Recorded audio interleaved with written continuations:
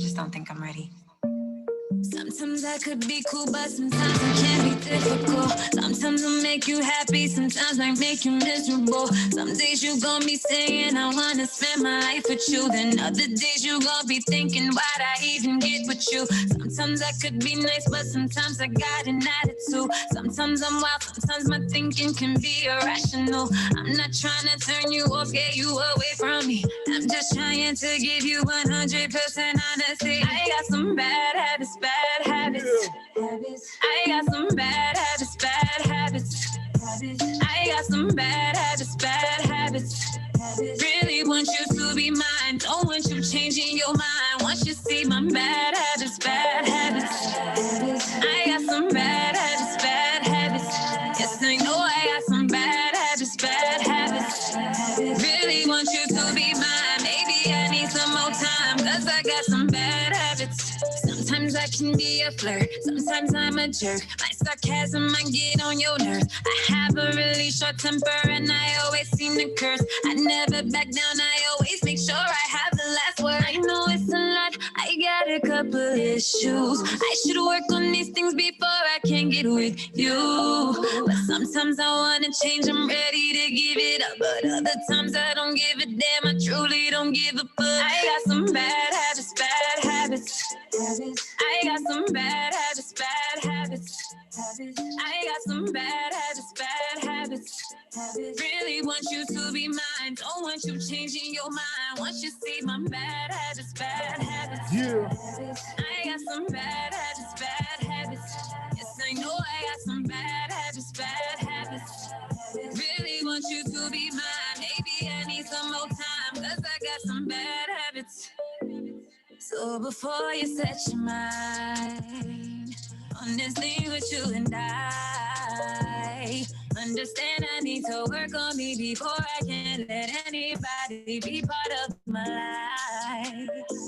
So before you set your mind, understand I need to work on me before I can let anybody be part of my life. I got some bad habits, bad habits, bad habits. Give me some time to fix up these bad habits. Hey. Sorry.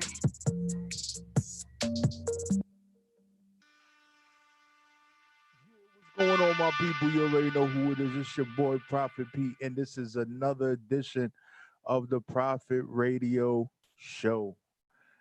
And just want to say, I want to thank all my listeners for always tuning in, showing the support, showing the love, and watching the growth here at WEMS. Because every day is another experience, and every day we move closer and closer to our dreams and goals here.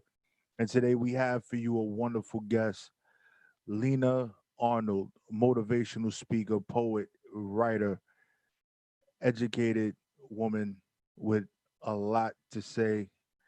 And as we bring her in, I just want to say it's super duper important to actually surround yourself and get involved and look for the motivational things and the positive things throughout your day, because the world that we live in is just nothing but chaotic. And if you've been paying attention to the news and what's going on in New York and in LA and just states all across the country, even across the world, there's a lot of chaos going on top of being in the middle of a pandemic.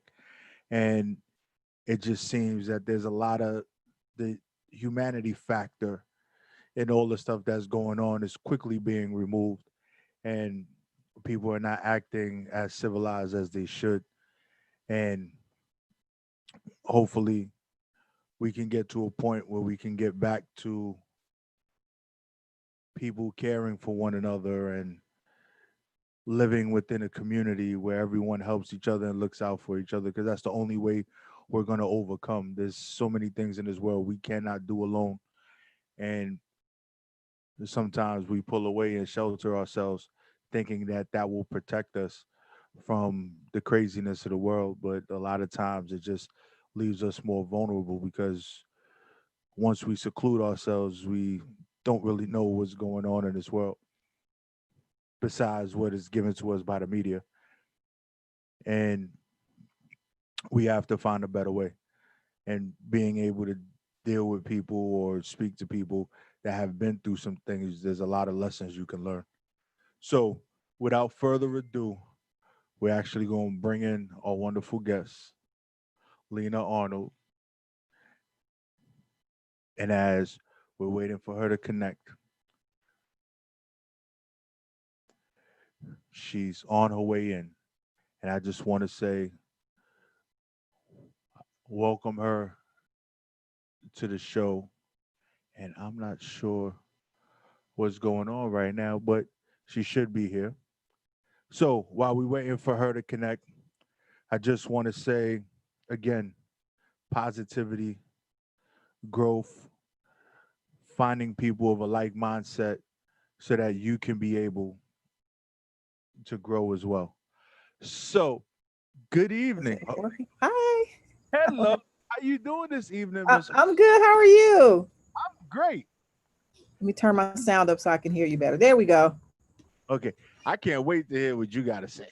Like, Oh my God. I really can't wait for it. Who's the lovely companion in the corner? That's Lucky. Oh, Say hey, hi. Lucky. Say hi. Lucky don't want to talk to me. So I'm not so lucky. He's my old dog. So, um, if you don't mind introducing yourself for the people that are listening and watching.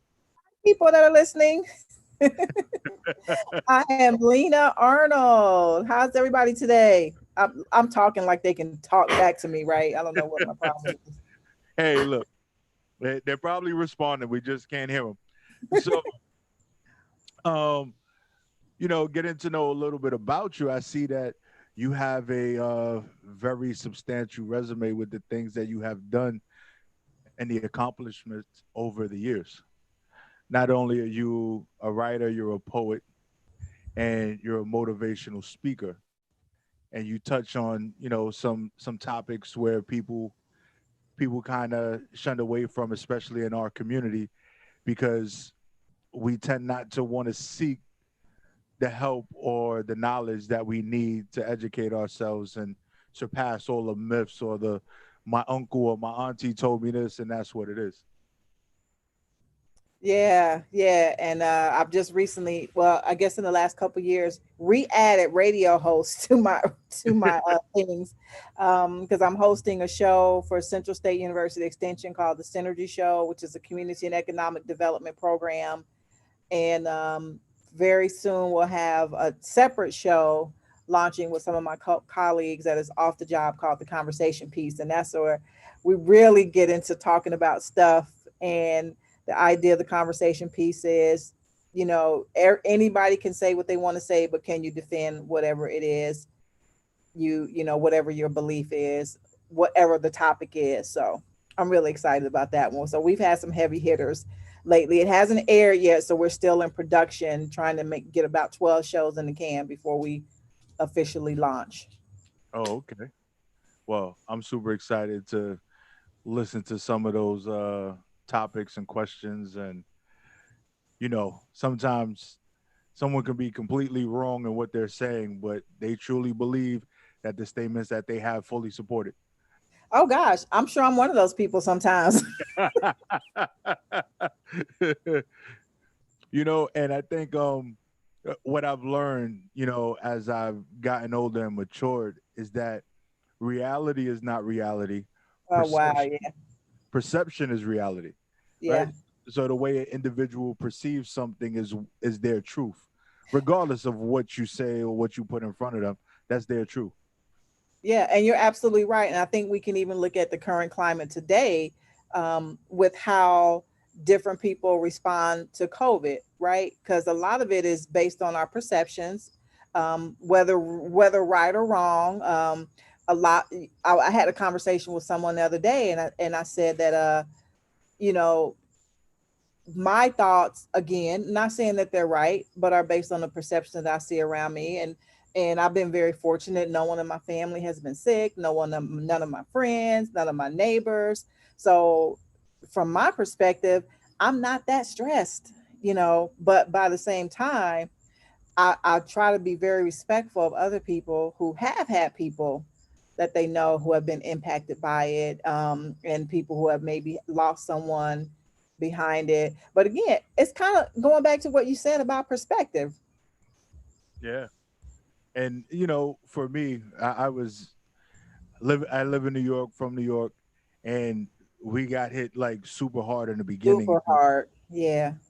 And you know, the state that New York is in now, with the numbers being lower and things like that, typical New York attitude. It was like, oh, it happened yesterday, it didn't happen, and back to business as usual. The way people are moving around now are like none of that ever happened. None of Yeah. the refrigerated trucks, none of that craziness. Couldn't get into hospitals. People were not remembering. But And the that's very, and you got, and New York got hit hard. See, I'm in Ohio, and depending on where you live, I mean, compared to New York, we didn't get hit anywhere near. yeah, And because Ohio, there's so many rural communities here, most of the rural areas barely got touched. I'm in a larger county, so we were impacted a little bit more, but still, like you said, by comparison, it's been nothing compared to, New York. So we're very fortunate in that respect. yeah. And and even with COVID and the way people view it and their perspective on it, some people like it's a hoax. It's not real. I don't know. It's a government made up thing. And I'm like, well, I don't know if you can make up those dead bodies like that. But okay, it's like I don't know. This is the age where I think about the scripture. What is the one scripture talking about in the last days? Men will heap to themselves teachers having itching ears, ever learning and never able to come to the knowledge of truth. We live in that age where literally whatever you believe, right or wrong, there is somebody on YouTube with the facts to back up every claim, and so you just gotta know who you are. I made a decision early on when it first came out, because I had friends who were like terrified, and I remember driving home from work and I was so full of anxiety, but it wasn't coming from me; it was coming from my friends.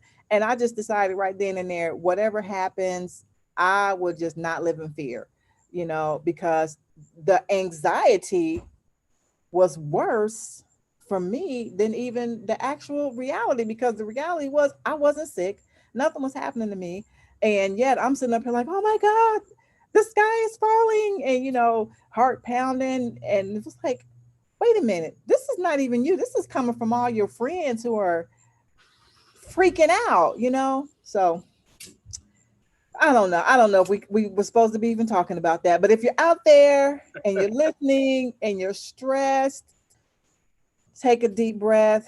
And I'm not the advice guru. I can just say that for me, um I had to learn to push away the phantom fears, I guess. And the phantom fears, and I call them dragon fears, are those fears that want to come upon you and cause you anxiety, but when the reality is nothing's happening to you right now. And so we can cause ourselves to become sick over things that aren't even reality. I'm sorry, I thought I turned all of that off. Apologize about that. My Star Wars, my Star Wars, my Star Wars geek. So I definitely believe in energy transfer, and the energy that people omit, you tend to absorb, especially when it comes to fear and some of the things that they don't understand. And what you just said, in lieu of focusing on you and pay attention, because the mind is such a powerful thing that you can make yourself ill, you Oh God, know, yeah, behind just thinking about it. Your body will start to do all types of crazy things. You know, there's documented sicknesses behind people utilizing their mind to make themselves sick. And you just got to take a moment and see what your reality is at the moment. yeah, Am I yeah, safe? Am I okay? Is this really happening to me? yes, Could it possibly happen? Yes, but am I keeping myself safe? Am I doing what I need to do to protect myself? It's super important. Yeah, you're absolutely right. Yep. Well, thank you for having me on your show. I always lead with that, but I didn't get a chance to this time. So I'm so appreciative to be interviewed. Just thank you. Well, you're very welcome, and I appreciate you taking the time out your day to sit down with me. Oh, no problem. No problem. So what you want to ask me? Well, I got some things because you got a few things that I want to speak about, Okay. especially when I was a young man, I was very into poetry, Okay. and you being a poet and an author at the same time, always wanted to write, but I guess I couldn't sit down long enough to like compose something. And as an adult, everything I write is like quick. I get straight to the point. For me to write things out in a fashion that I guess will fill up a page is Okay. just not my thing. But I can run my mouth all day, all day. But don't ask me to put it on paper. Oh gosh, I could do the same thing. So how did you make that transition, or what made you get into poetry? Was it an outlet for you, or was it just something that you thought was cool? It was so I was 11 years old, and I we had an assignment at school to write a poem, and I don't know why I chose to write about cats, but I wrote a 5-page poem about cats. It was an epic poem. I guess that's what they call them these days. I always call them, I suppose. And but I got a lot of positive feedback from my teachers, and they were just like, "Oh my God, this is so great!" And I was like, "Oh wait, I'm good at something." And so that was the kind of the first time I was affirmed for being good at anything, and it stuck. And so I always give a shout out to teachers because you can, as a teacher, I've seen both sides. I've seen teachers, right, who have done something negative to a kid and it devastated them. But I also have seen teachers do positive things and it made the difference in their lives. And so in this case, it was teachers who said something positive to me that made a difference in my life. And so at the time, right about that time, my father changed. Whatever reason he changed, started becoming abusive. And so I learned just from that, it was very cathartic for me to just kind of write. So I didn't really write a lot of poems at that time. That was kind of the first one, but I had a little notebook and I was in love like Jackson 5 and all those places. So I would write their lyrics in the notebook and everything. And from there it kind of evolved into me writing my own stuff. Okay. Yeah. So went from poems. So I knew I wanted to be a writer very early on, and I didn't really distinguish between poetry, prose, or fiction, nonfiction. It was like I just love to write. I realized that I just love to write. Mhm. So the transition into writing, and you've written several books, and you touch on, like we spoke about briefly earlier, one of those topics that some people might not ever want to speak about or uncomfortable about sharing, and it's infertility. Yeah, And getting into that realm and speaking on that and being a motivational speaker and having the education that you have, it seems that you like to express what you know and your skills to help others. I do. And I when I say I will write about anything, I will literally write about anything and everything, whatever's on my mind at that time. But the infertility book, I got a dream journal that goes with it, was our true account of our 14, 15. Oh gosh, I've lost count how many years, but it was, I always say 16 because I kind of go back to even when we were dating, but from marriage, it was a 12-year official 12-year struggle with infertility. And at that time, there were no books written from a black perspective and also a black Christian perspective. Everything was written, just from the white people's point of view. uh, and a lot of people don't realize that we do have a point of view as people of color because one, from a black perspective, there's this myth that we just dropped babies and we went back to the field and we went to working, and we don't struggle with infertility. We just, and of course the myths with teenage mothers, that's always, when people think of teenage mothers, unfortunately, a lot of people think about Black people, right? And so for a Black person to struggle, it's people don't realize that we do. And then from a Christian perspective, oh my gosh, that's a whole nother ball game, right? Because you're just supposed to have faith and everything's supposed to happen, and you're just supposed to trust God. Or when you don't get pregnant and you try to talk to someone in your church, you get a lot of these canned, trite answers. Oh, baby, you just got to pray more. Or maybe you need to fast. Or maybe you got some secret sin in your life that, God is, cursing you and things like that. And you need to let go of something, right? And it's just a lot of crazy things that were said to us when we were going through. So we stopped talking to anyone. And then, of course, depending on what your religious background is, even today, there are some backgrounds who say you shouldn't do infertility treatments because it means that they think God is not in it. They think you're not trusting God. They feel like it's not natural.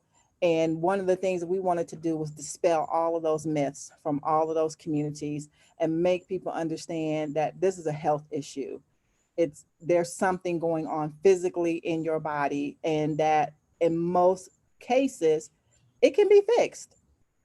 So Mm-hmm. we wanted to encourage people who are struggling with infertility to go to the doctor, get your treatments, get your fertility workup, and find out, number one, what's going on. Because in a lot of cases, it's something very simple. It might be able to be fixed with fertility drugs. It may be, in my case, I had endometriosis, and it was very, very severe. I had to have a laparoscopy, which is where they go in to kind of see if you have scar tissue. And it was so bad they had to stop in the middle of it. And then I got scheduled for a laparotomy, which is they go in and they clean out all the scar tissue. And then even after that, my tubes, it was so damaged, my tubes were stuck to the side of my uterus because of the scar tissue that is kind of like glue. And Mm. even after all that, I still wasn't getting pregnant because the fallopian tubes, the little spine hairs, the cilia in the tubes were damaged from all of the endometriosis that was in there. So I ended up having to go through in vitro. Oh, okay. Wow. Oh, I said that was a process right there.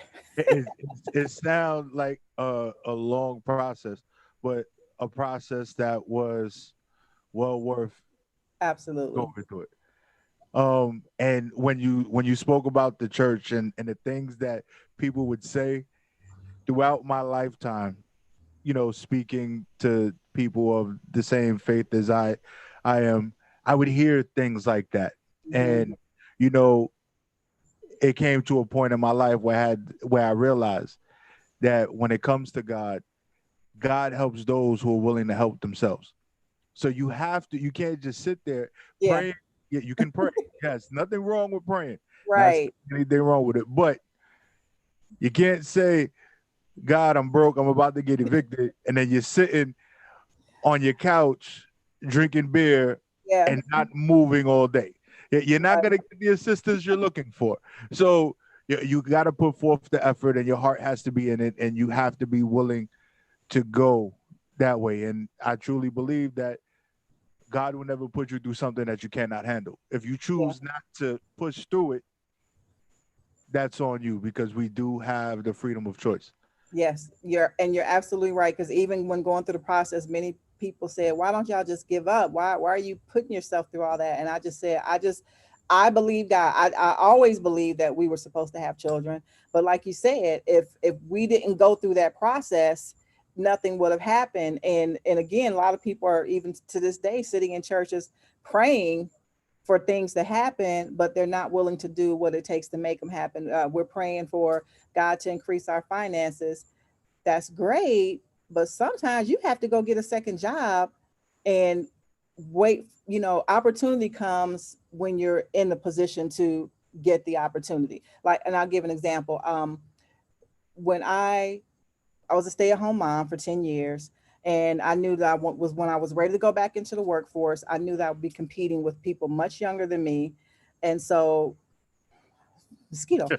So I went back to school to get my master's degree, and people were like, "Why are you doing that? You already have this." I'm like, "But I've been out of the workforce for 10 years. You'll get a job. Don't worry about it." I'm like, "Okay, that's great. But how about I just prepare myself to be able to compete with these young people who are out here and to be ready." And so even after I got my master's degree, I still had to take some pretty low level jobs before I got to where I'm at now. And I took jobs. I took a job at where I'm at now, as a matter of fact, at the university that paid way beneath what I knew I should be paid, but I wanted to get back in radio, and I was able to work for the radio station. And that was an opportunity. I didn't look at the money, I looked at the opportunity. Because going back to what you said, God helps those who helps themselves. Sometimes you have to say, and we needed the money, and I've been praying for money, praying for increase. This was not it, but I knew the opportunity for me to increase would come, and it could come very quickly if I pursued this opportunity. So you got to look at that, and you got to balance all of those things. And it did, and it paid off. I have a better position now, paying a lot more, and I'm still able to be a part of radio at the same time. So, and matter of fact, I met Leslie because of that job. Leslie Logan, shout out to Leslie Logan, Upscale PR, you rock. Um, as a result of being there, and so it all worked out. But you have to take some steps, and then I do believe that God will come alongside you and make it happen. But you Yeah, can't be sitting on your couch, waiting for money to just drop in your lap. yeah, or anything, whatever it is. I want a good husband. I'm looking for a good wife. I'm gonna pray on it. Guess what? If you can pray all you want, but if you're still going to the same places, you're gonna find the same men or the same women that you Right. didn't want. So you got to And actively do you something. are talking about something, because a lot of young ladies ask me, how do you find a good man? I said, well, first of all, you don't. He finds you. Um, but pursue what you're passionate about. And when you're passionate about what you're doing, you will meet other people who are passionate about that same thing, and you'll have a connection. But like you said, and ladies, if you're listening, I'm not telling you don't go to church to look for your man, but I'm kind of telling you not to go to church to look for your man, because he's probably not there. But if you like martial arts, he might be at the dojo. If you like to jet ski, he might be out there on the water. In fact, he's more likely to be out there if you like to scuba dive. That's where he's going to be. You're going to meet somebody in the church you wish you hadn't. Yeah, because a lot of times people are in church to find themselves. Yep. So they're there soul searching, and you're there soul searching. Now you have two lost souls that find each other, and now it can possibly be great, or it can turn into absolute chaos. It's just one of those things, you know. But what I have noticed is that our society altogether is lacking a lot of powerful voices that are able to guide them in certain ways, and you know such as your book Strong Black Coffee. I think I got that one right, Yeah, Strong. yeah. Yeah, it's like there's a lot of elements to it. There's a lot of elements to it. So would you like to talk about some of the elements that are in Strong Black Coffee? Yeah, so strong black coffee, going back to writing, I kept a journal, and I kept, whenever I would have a thought to write something, I would put it in the journal. And so strong black coffee came out of that. And a lot of them, almost everything I write is based on, real experiences.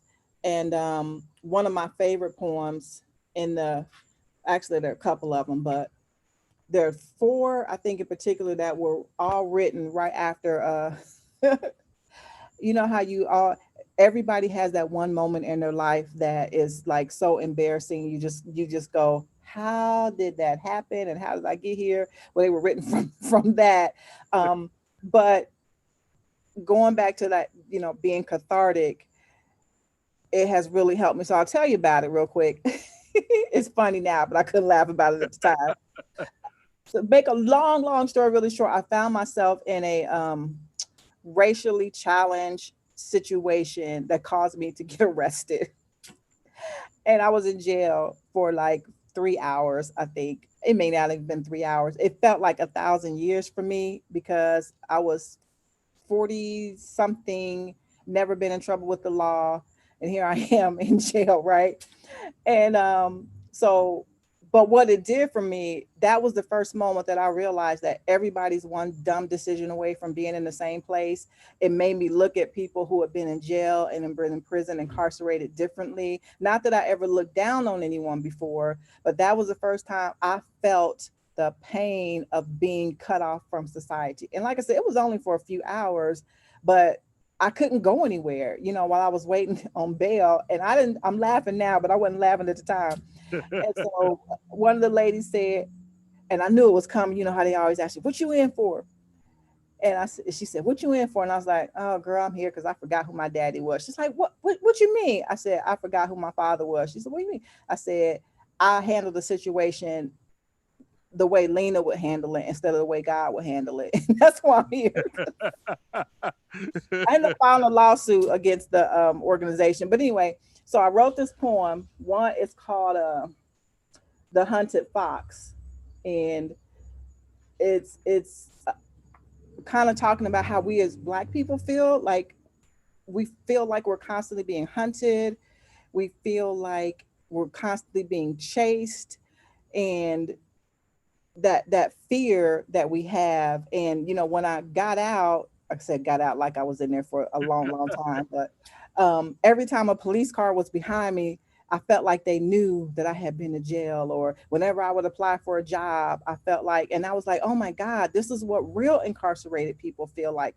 You were only there a few hours, but imagine what it will feel like to have been there for years and you come out and you feel like the whole world is against you, and so that's where the expungement hearing came from. And let me know if you want me to read something, because I will. Yes, I definitely would love to hear some, and I know the Okay. listeners would too. What you in the mood for? What you got? Yeah, I'm that sounds like a loaded I'm question. gonna do this expungement hearing, um, just because, like, I want to remind everybody out there that there's a second chance for all of us, and sometimes it doesn't feel that way, right? So I have been called into court on this day to prove to a man that I deserve a second chance, to prove that I deserve to have my record cleared of this minor crime. Well, Your Honor, I've done my time. I contested it, but nevertheless, I was found guilty. Committed only once in time, never to be repeated again. My service to this community and to God not being enough, I'm now forced to stand before Your Honor and ask for what should freely be given to any citizen, as is my right. Therefore, I pray that you will stand in for God and understand that I am just a man, a human, who is bound by my humanness to make mistakes from time to time. But I have paid for my crime, and it's time for me to get back my good name that was lost, as I have paid more than my share of cost. And since the law grants this opportunity for a second chance at removing chains and blots and stains, so I ask Your Honor to ease my pain and remove the strain and eliminate the shame and give me back my good name. You can see in the document before you all the good that I do for this community and for humanity. So is it really too much to ask for you to remove from me the manacles of this indignity? I don't know what more I can say that can be said. You sit in the seat of God's stead. I hope you would choose not to box with him. I learned the hard way. You won't win. So if God is for me, how can you be against me? If God has forgiven me and removed my sin, who is a man that he would fight against him?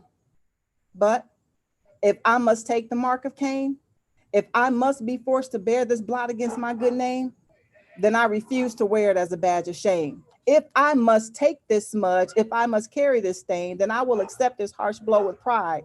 My face from God I will not hide. From his presence I will not be turned aside. Head lifted up and looking toward the cross, I will continue to stride. The eternal goodness of heaven I will not deny, because see, when the system has trounced me and found me unworthy, God will never denounce me and finds me still trustworthy. When the world has pounced on me and said I'm nothing, God has found me and said, I am something. So even though this courtroom, I have been forced again to trudge, I stand with my countenance set toward the eternally righteous judge, knowing that in his courtroom, my record's already been expunged.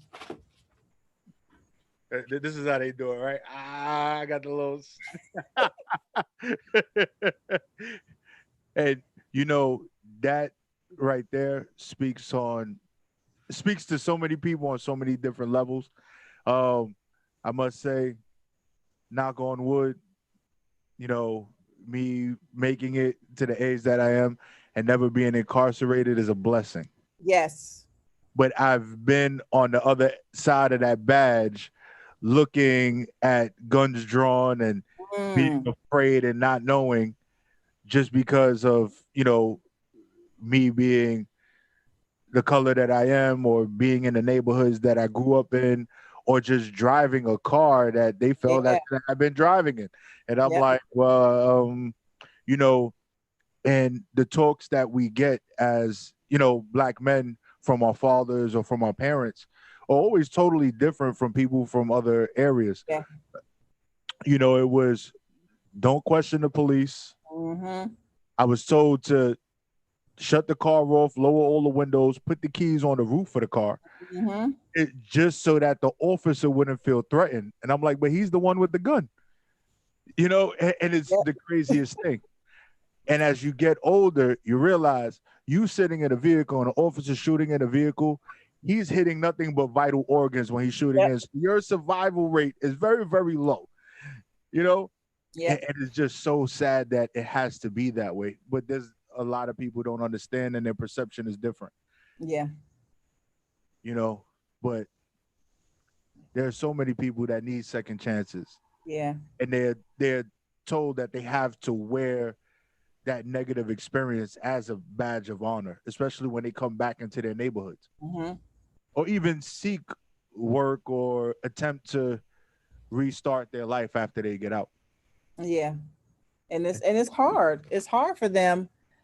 And until that moment, I never even thought about it. And I work with young people and I work with, kids in social services my whole life. And it gave me a deeper empathy for them, and the things that they go through. And so now I just try to help. Well, I shouldn't say now, I've always tried to help in any way that I can, but now it's on an even deeper level. And I remember talking to my friend's daughter when she was a teenager, and she was making fun of somebody's shoes. And I said, you need to stop. I said, because you're very blessed to have a mother who works. At the time she worked at General Motors. Your mother works and has a good job. I said, but don't you ever forget that you're one bad decision away from being just like that person, or worse. You're one bad decision away from being in jail. You're one bad decision away from a teenage pregnancy. You're one bad decision away from whatever that situation is. And for us, for people of color, you don't always, get that second chance, or if you get it, you're not able necessarily to take advantage of that opportunity. So, just be appreciative of where you are and what you have if you've got somebody taking care of you and looking out for you. Uh-oh. Everything froze up on your end. I hope you can hear me okay. That's weird.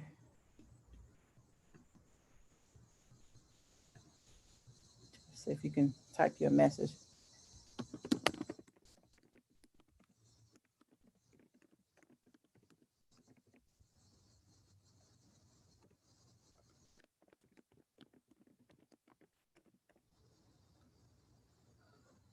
Did it go through? Uh-oh. Oh, he went out. Maybe I'll just stay here and see what happens.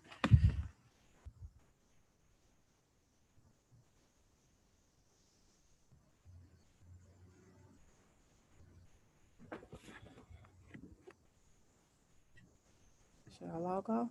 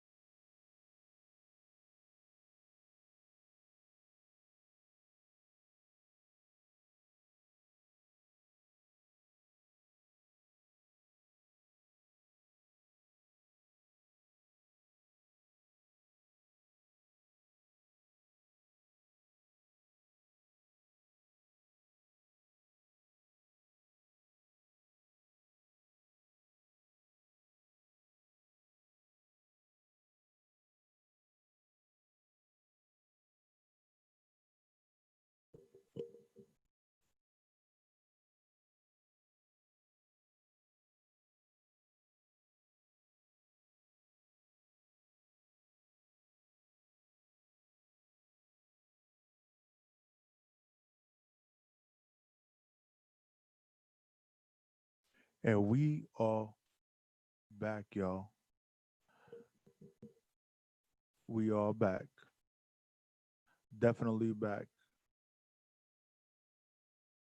And while we waiting for the guests to pop back in, I got a little song for you guys.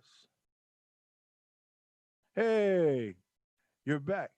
All right. Yeah, can Oh, you hear me okay? yeah. I You know, don't know what happened. I don't know what happened either, but you know what? It's the craziest thing. And one thing I am a firm believer in, when the message gets too deep, Mm. something always, and when I tell you it's almost like clockwork, Oh, wow. we can be, if we talk about Mr. 45, always something happens. I've Keep seen the fire. situations. Yeah, I've seen us get violated on YouTube and some other channels for nothing, and I'm like, well, what happened? What? Yeah, you're in violation of poof. They take the whole thing down. Yeah, Wow. yeah. So it's the craziest thing for me. Great, but Wow. it's one of those things that tends to happen, and that's why I believe that they're in fear of a lot of things that we do. But back to what you were saying about the empathy and speaking to the youths and being able to let them know it's you're only one bad decision away. Yeah. Sorry about that. I'm sorry. And so school is starting. So I'm going to just kind of shift for a second. School is starting, and I just want to talk about the importance of father. So this book, In the Absence of My Father, was one of the books of poetry that I wrote. And despite the title, it actually is a book to affirm men, right? And I wrote it because I wanted men to understand how important they are, how valuable you are, and what happens in the life of your child for bad when you're not around, and what can happen from a positive perspective. So I'll start with one, since we're school is starting, and this one is called Third Grade Report Card. Right? I think I mentioned earlier that when I was 9, about in the third grade, my father changed. Whatever his issue was, whatever happened, I guess it came to full, and he began to be abusive. And so some things started to happen for me in school. I began to have some anger issues. So this legitimately, I'm not making this up, was on my third grade report card. I just kind of changed it to make it rhyme. But this is what the teacher said. So my report card, it says reading A plus, math A, language A plus, art B, gym A, social studies A, science A. Under teacher's comments, changes in Lena I notice, starkly different from when in first grade. She seems to be easily agitated, though her academics have not been delayed. No one can say anything to her, for she takes it all personally. If one says a word out of order, she kicks that poor kid in the knee. Seems she is always ready to fight. Is everything all right? Is little Lena okay? I just wanted to know, where is the sweet Lena of first grade? And we're going back to school, dads and moms, but I'm speaking to dads. What happens in your kid's life, it's going to come out in school. It's going to come out somewhere. And for me, it came out in anger issues. I mean, I literally went from like this sweet kind of introverted kid, and although I still didn't bother people, but if you said something to me, if you I was like, let's I would just I was like a powder keg. I would just explode. And in my book Jackie's Way, the children's book, one of the incidents that really happened, because I was constantly fighting my neighborhood antagonist, I guess. When I was about in the fourth grade, he pulled a knife. We got into a fight. I went over his house because I thought I could go anywhere and do whatever I wanted, which is really dumb in hindsight. I'm in his house. We just got in a fight the day before, and we were in the kitchen, and I saw him going for the knives. We got in a fight. I stopped him, but that was kind of the catalyst that made me realize I needed to change. I needed to do something about my anger, and I needed to kind of get a grip. I wasn't perfect overnight, and there was no one that I could talk to. In the book Jackie's Way, she can go to her grandfather, and he kind of talks and he gives her some positive ways to deal with the bullying and to deal with the anger, but I was kind of on my own. And a lot of kids are out here on their own. And there, right next to this poem, there's another poem, and I'm going to share this real quick. This is called Through My Father's Eyes. My purity was never compromised. I never opened up my womanhood, nor yielded my fruits to men I despised. I never fell prey to men of no good, neither did I believe their twisted lies, because I got to see how men could be through my caring and loving father's eyes. They never had the chance to prey on me, because your eyes were lights that led me to the Lord.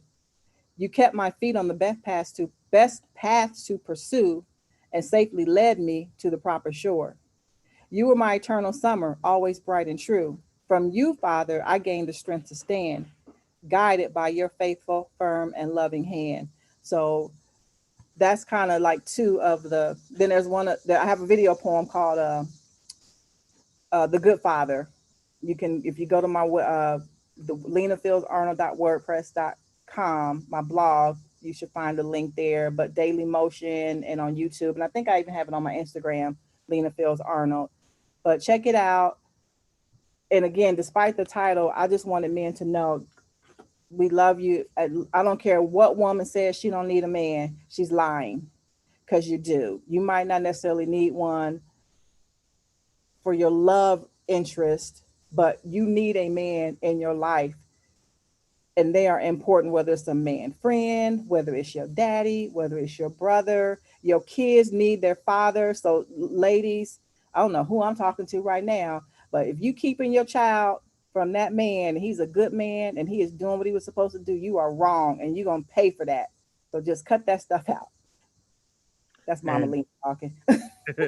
and me being a father of four daughters, um, I know having my father in my life growing up, and even to this day, there was a lot of things that him being a man showed me. Hmm. Even if it was him speaking to me or just doing what he did every day as being a provider and things of that nature, taught me a lot of things, even though they might not have been verbal communication.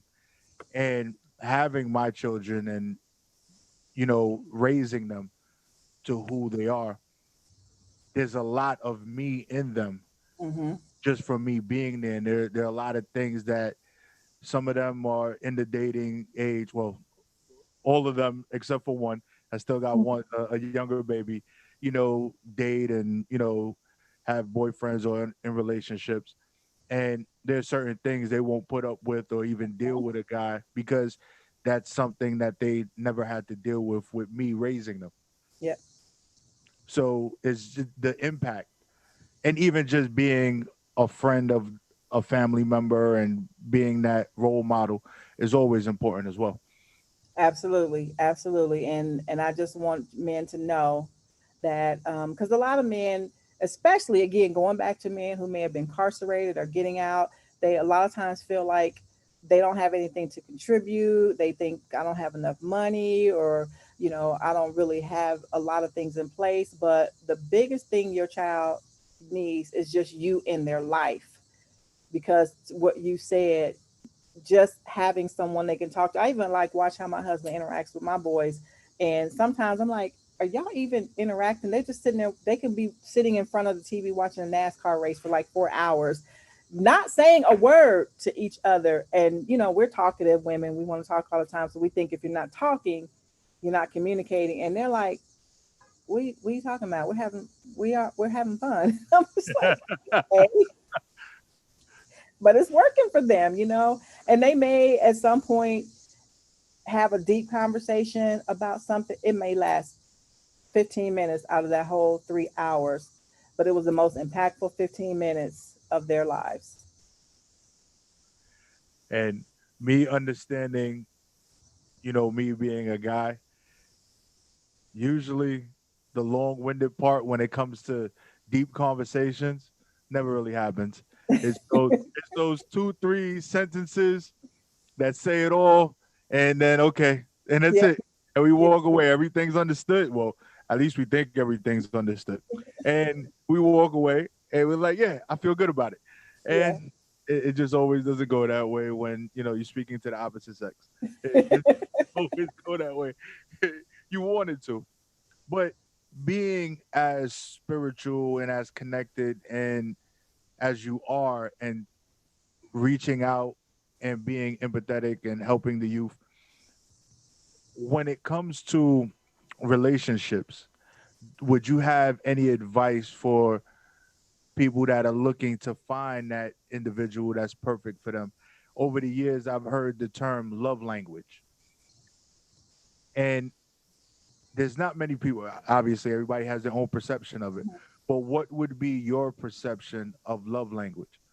Oh wow, that's a deep question. I guess I never really thought about it, but I will try to tackle the first part. One of the things that I did, my husband and I are enjoying our 30th anniversary this year, as a matter of fact.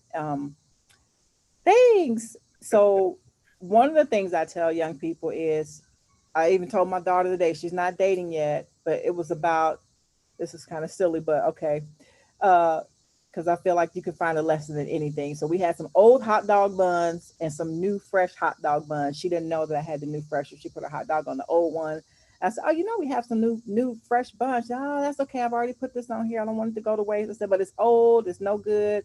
"Oh, it's fine." I said, "Girl, look, don't settle.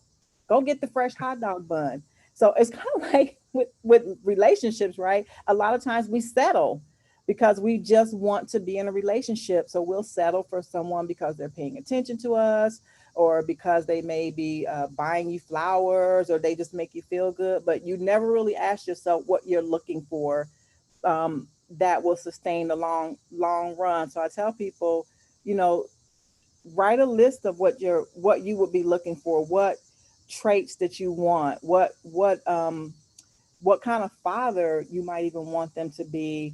Do you want somebody who's a go-getter? Do you want somebody who's can make you laugh? Uh, do you want somebody who's just going to settle in life? They're okay with where they are and they don't want anything more. And then match that up with who you are as a person. Because if you're a go-getter and you're really driven, and then you attach yourself to someone who's not very driven, not that much of a go-getter, it might seem cool now, but as you mature, that's going to drive you crazy, because you're going to look at them and you're going to know that they can be more and do more, and then they're going to start to get maybe jealous of you because you're going up and up. So you got to kind of think about, um, who you are, and look for someone that's going to help bring some balance to you, right? And then with women, one of the things I tell them is, don't so much focus on the man you dream about, focus on the man who dreams about you. Because the Bible says the he that finds a wife finds a good thing. I know that everybody doesn't believe that, but a lot of times we're, as females, we always want to chase guys, chase guys. Who's chasing you? You know, and then even the ones chasing you, do you want them chasing you? So but the biggest and most important thing is know yourself and know what you want in life, and make sure that you don't let anyone, whoever that person is that wants to hook up with you, stop you from doing the things that you want to do. Because a lot of times we cut off pieces of who we are because we're trying to be in a relationship, and that never works. And even if the relationship works out for long term, like even with me for 30 years, if you enter the relationship for the wrong reason, even if you stay together, you're going to give up some of yourself. And you have to decide, is it worth giving up me? And if once you decide to be in that committed relationship, have those conversations, and make sure they understand what you're not willing to give up. You understand what they're not willing to give up, and know each other's deal breakers. And I know that sounds like a lot, but I just feel like we don't put enough thought when we get in relationships. It's just like, oh, that person's paying me attention. Oh, they say they love me. Oh, I just can't stop thinking about them. Oh, they make me feel so good, or they give good sex. And, you know, there's just, you can have good sex with a lot of different people, but does that mean that that person's going to be good for you for the long run? And I will tell you, a lot of the things that you mentioned, I went through. Mm. uh, losing parts of myself along the way. There was one day, and my relationship was for about 20 years. And I woke up one day and I was like, I looked in the mirror and I'm like, I'm not me no more. Yeah. I wasn't me. And I'm like, what happened? Yeah. And I didn't know. My parents were like, didn't recognize me. My friends was like, yo, you okay? And it was me giving up my drive. I was always goal oriented, driven, always wanted to do, had high expectations of everything. Hmm. And because of me having such high expectations, I was knocked down with everything I wanted to do until I got to a point where I just at some point gave up Yeah.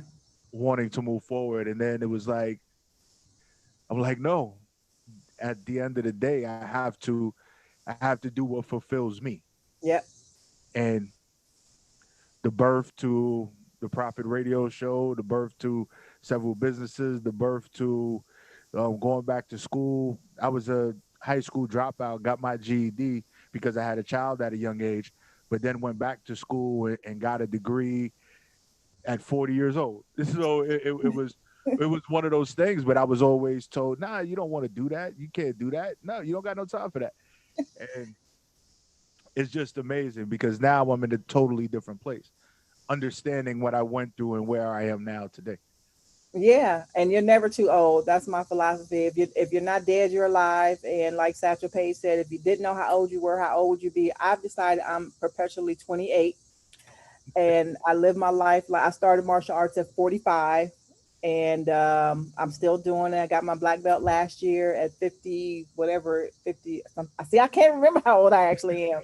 Um, 28, 28, 28. and I just feel like as long as you're alive, you should do whatever you want. But you know what? You're so right because you know being married for 30 years, it has its pros and cons, and I'm just going to be honest. And I'm very blessed to have us being able to sustain that long. It's been very hard because I think any marriage that has last is hard. You got to put work into it, but both of us gave up pieces of ourselves. And you know let's see, it's 20, maybe 5, 10 years ago, I can't remember. I lost brain cells after I had kids, but at some point each of us had to say, you know what, we have given up way too much of each of who we are. And if we're going to move forward and these and make this work, either we gonna have to start being selfish in terms of our personal needs, because when you're in a relationship, you're always giving everything to the other person because you try to make it work. But you wake up one day and realize, wait a minute, I done gave up all of who I am. That wasn't supposed to happen. And then you don't realize the other person's thinking the same thing. And until you have that conversation, at some point you just so that's when I started martial arts. I went back to school and I started picking up my writing again because I had all these books and I had stuff, but I wasn't doing anything. I wasn't like going out and talking to people. I wasn't doing public speaking. I wasn't performing. I love to perform and I wasn't doing it anymore. And that's when I said, no, the kids are older. You're a grown man. Either I'm going to get to have some pieces of me back or this ain't gonna work. And he said, well, I need some pieces of me too. You take your pieces of you, I'm gonna grab my pieces of me, and we'll meet in the middle, and we gonna make it work. But if the other person, to your point, is not willing, sometimes it doesn't work out because you'll die.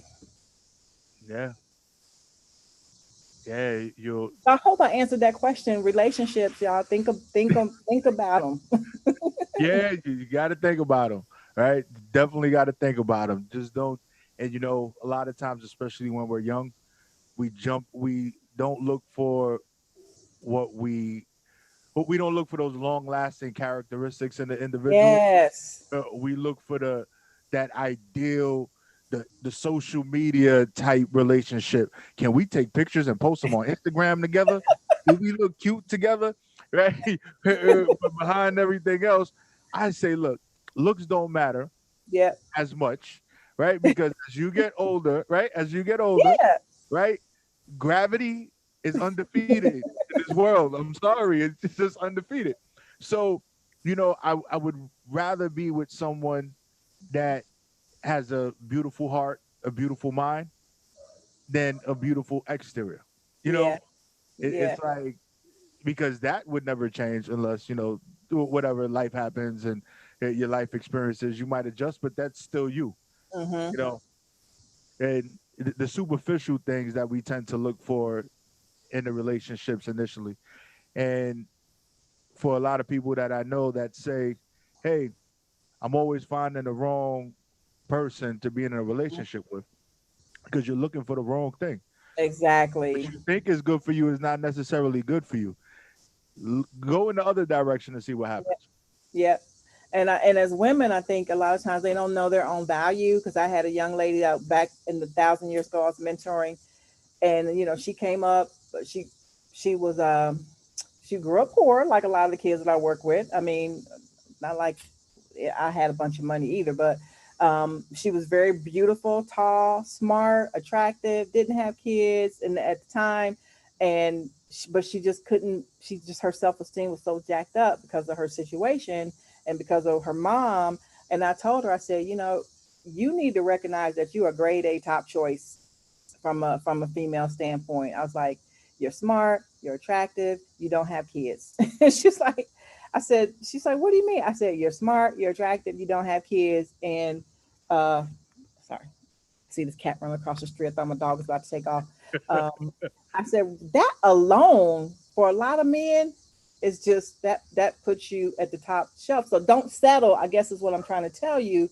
Don't just. And I'm not saying that having a kid or not being attractive or not being that smart is means you can't get a good man. What I'm saying is know your own personal value. Know the wealth that you bring to the table, whatever that is, because you can be smart and have a kid, you still have value. Because even when she had her first child, she wasn't married. I said, guess what? And she didn't think she was top shelf anymore. Well, I'm not top shelf anymore because I've got a baby. I said, you're still smart, you're still pretty, and you got a job. So, and you're not crazy. So you're still top shelf, girl. Yeah, it's knowing your worth is super important. So let's get into this love language a little bit. Ooh, Just a little bit. What do you think? Just off the top, what do you think the definition for yourself is love language? I would say it's someone who cultivates you. And by that, someone who puts into you and pulls out the best in you. So, and I'll give an example. Like early on, when I before I had kids, and my husband and I were dating, when I would be performing in plays, he would come to everyone. He would always support me. He still does. He's still very supportive. And then afterwards, he would just tell me, even if I was horrible, he's like, "You were just so awesome. You just like you were the best one," and just all these things to make me feel good. And anytime, whenever I'm doing something, he's always encouraging me and always saying, "You got this, you can do it." Matter of fact, this book, In the Absence of My Father, came about because he was watching a poet who had won a Pulitzer Prize, and he was listening to me. He came, he said, "Babe, come here. You need to listen to this guy." And I was like, "Okay." He said, "You're better than him. You can write a book. You can win a Pulitzer Prize." And I'm like, "You think so?" It's like, "Yeah." And so that's where this book came about. So that kind of thing, for me, I guess a love language would be somebody who cultivates you, who supports you, who encourages you, who is your cheerleader, who has your back. When the chips, it's not necessarily. Although I do like flowers, I discovered that I like jewelry. I never thought I did until he bought me a diamond tennis bracelet one year, which I subsequently lost. Trying to, I guess, give him back love language by shoveling the snow with the snowblower. Uh, I loved it so much I would never take it off, and it fell off, and I ran over it with the snowblower. ooh, ouch. But I was showing my love language. Yeah, poor tennis bracelet. It went, I was but trying to surprise him by shoveling the driveway while he was away at work. well, it's all in the efforts that matter, right? All in Yeah. the effort. So, where is it that individuals can find all your bodies of work? So my website, lenafieldsarnold.com. That'll lead you to everything. My blog, lenafieldsarnold.wordpress.com, and Instagram, Lena Fields Arnold, at Lena Fields Arnold. All the books can be found on Amazon or any online bookstore where books are sold. Okay. And you said that the the show that you have coming up, the radio show right now, you're in pre-production and it should be releasing soon. It should be releasing soon. The Synergy Show airs every third Wednesday on WCSU FM, and it's also the on Central State University Extension SoundCloud. They can be found as well. Okay. So any other projects you have coming out, any other books in the works? Actually, in the absence of my father, it's all done. I just need to go ahead and release it in Spanish. We'll be putting it out in Spanish, and just doing more video poems and working with Leslie Upscale PR on a virtual coffee house book tour. Awesome. It sounds great. You know, I'm feeling inspired and very motivated to write a book. You can Like do it. I got to do it. I just got to do it. And you know, I got a story to tell. I've been through enough stuff to write a book. Um, oh, I got titles for books, but see, I'm Hey, real quick. I can come up with titles. Just can't. sometimes that's where it starts, and the book will come later. Yeah, you know, I just the words. I told you I could get that point across real quick. 2 sentences. Boop, done. Now you want me to write 102 I mean, you pages? just need to write haikus, right? Haikus, Yeah, puzzle, tankas, little short poems. yeah. And that's what I used to write when I wrote poetry when I was a young kid. Very, very short to the point. Amazing. And Had that's the the girls loving me. sometimes I know we're so used to spoken word, right? I think people forget the beauty of poetry, which is about using as few words as possible Mm, to convey what you're trying to say. So that might be the best poetry that's ever hit the planet. yeah. Write it. And I love spoken word, by the way. I am such a fan. Like such a fan. Oh my goodness. Oh, me too. Yeah. I just could never get the whole up and down pitch thing when they do it to emphasize the words. I'm like, dang, one day I'm gonna get there. But you know what? I'll listen. I'll listen. I'll rather listen. So what would you say to the listeners before we go are some of the things that they can do to keep themselves motivated, to keep themselves going, to follow their dreams, and be more connected with the individuals around them, and always stay away from that one bad decision that can change their whole life. And you never know until it happens. So I will I end all of my books with my signature poem, The Finish. And it's like it goes, when your dreams have been broken in pieces and your hopes appear as glass shattered, remember it's not how you started, it's how you finish that matters. Though through the course of this life you may falter and the end seems nowhere in sight, remember the sun always arises to displace the dark of the night. Through faith, there are mountains to conquer, and yes, valleys yet to go through. But if we trust in the Master, no dream is too lofty for our hearts to pursue. Hope is contained in the spirit that believes on broken wings it can still fly towards the new life and tomorrow as it tosses today's torments aside. In this life, as we strive for perfection, some dreams may become broken and shattered. But remember, it's not how you started, it's how you finish that matters. And that's what I like to leave with everyone today. I like to leave it in all my books just as a reminder. As long as you have hope, your darkest moments can be overcome, and we just that sometimes that's all you have is just a little tiny glimmer of it. But never, ever, never give up on your dreams and never give up on yourself. Yes. And I think that is the best way to end the show. Like, I don't got nothing else to say. Like, can't follow that. I can't follow it. So, so any social media handles that you want to give the people? Just at Lena Fields Arnold. um, on Instagram, and if you lenafieldsaRnold.com. See, look at that. Simple to the point, like the way I like to do it. One, two, three. That's it. She is great. Easy to remember. You'll find all her books, everything that she has going on, and we're definitely gonna check out that poetry video. I'm definitely gonna make sure that I find it, I look for it, and I'm gonna watch it. Then I'm gonna look for the rest of them when they come out. I'll make sure I send you a link. Yes, yes, yes, yes, yes. Oh, I'm gonna find it as soon as this interview's over. I'm going If you to. go to, they're all on my website. So if you go to my website, they're on the videos. You can click them and check them out. Okay, that's awesome. Well, So, thank you so much for having me on your show. I had such a great time. I all can right, talk forever, so I'm sorry if I talk too much. I just no, it's love perfect. It's perfect. When I can find somebody that talks almost as much as me, you know, I'm good because then I don't have to talk as much. Um, and of course, the interview is about you, so of course, I want you to be able to express yourself and tell people about all the wonderful things you've done Oh my that you gosh. Thank continue to you. do. Thank you so much. So I thank you for blessing the show, and we will keep in touch, and hopefully we'll do Absolutely. this again soon. And stay safe. Absolutely. Thank you. You too. Have a good one. You too. Have a great night. All right. Bye bye. Bye bye.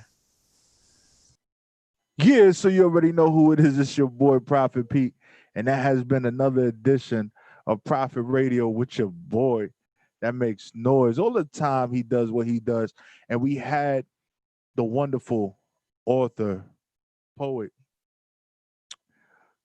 motivational speaker, an individual that has such a wonderful heart and chooses to give back and make sure that she's able to touch individuals of all walks of life with not only her words, but with her actions throughout her life. And she gave a lot of powerful, powerful messages in the things that she said. And I want to thank her. And this has been another episode of Prophet Radio with your boy, Prophet Pete, on WEMS.